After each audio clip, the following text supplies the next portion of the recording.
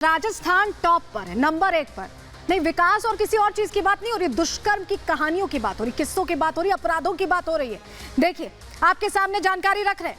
Rajasthan number 1 पर कैसे? 6337 मामले दुष्कर्म के। पूरे देश में 3,16,000 मामले हैं, लेकिन नंबर 1 पर क्या है?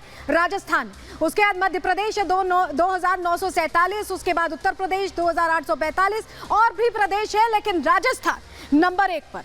यह खबर हैरान करने के लिए काफी, लेकिन जब इसको लेकर सदन में, विधानसभा में चर्चा होती तो बर्खास्त कर दिए जाते हैं नेता। उनको कहा जाता है कि आप नहीं बोल सकते राजस्थान को लेकर इस तरह से। देखिए जरा बयान सुनिए उस नेता का जिसे बर्खास्त किया गया था इसी बात पर।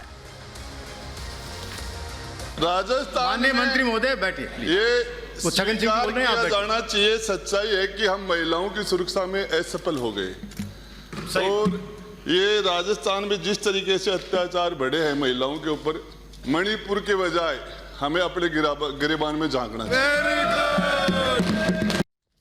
तो राजस्थान में क्या सच बोलना मना है? हम इसलिए कह रहे हैं कि राजेंद्र गुड़ा पर ऐसे ही कार्रवाई नहीं होती। सदन के अंदर क्या हुआ था, जरा वो जानकारी आपके सामने ग्राफिक्स के जरिए रख देते हैं।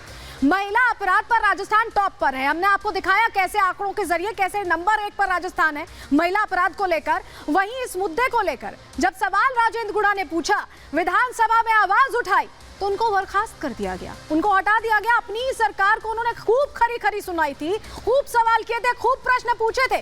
बयान देने के बाद गहलोत सरकार का एक्शन इस लिहाज से सामने नहीं आया कि महिला अपराध कैसे कम करें, इस लिहाज से सामने आया कि राजेंद्र गुड़ा को मंत्री पद से ही बर्खास्त कर दिया गया, उनकी छुट्टी कर दी गई। चलिए अब आपको ये तस्वीर दिखाते हैं। ये तस्वीर ज्यादा पुरानी नहीं है, मणिपुर में जो घटना हुई थी आपको याद हो।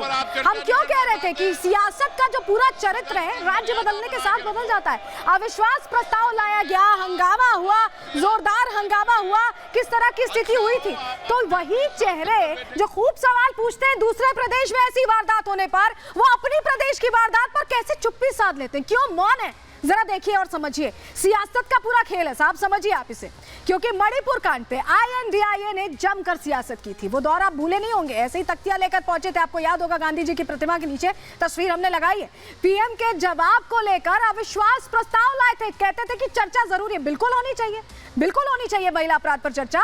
राजस्थान कांड को लेकर INDIA ने तब भी चुप्पी साधी थी। उस समय भी जोधपुर में एक घटना हुई थी, महिला के साथ इस तरह का व्यवहार किया था, अपराध हुआ था। INDIA को राजस्थान में जब इस तरह का बेटी का दर्द नहीं दिखा, गंभीर अपराध पर क्यों अब तमाम चेहरे क्यों मौन है? अब सवाल क्यों नहीं पूछे जा रहे? सत्ता के हिसाब से ही क्या इंसाफ मांगेंगे नेता? इसीलिए हम कह रहे हैं प्रदेश बदलने के साथ सारा सत्ता का पूरा प्रोग्राम ही बदल जाता है। महिला अपराध में क्या अब नफा नुकसान देखकर सवाल पूछे जाएंगे? अपराध तो अपराध है, वो किसी भी प्रदेश में हो रहा हो। सबसे बड़ी बात यही है।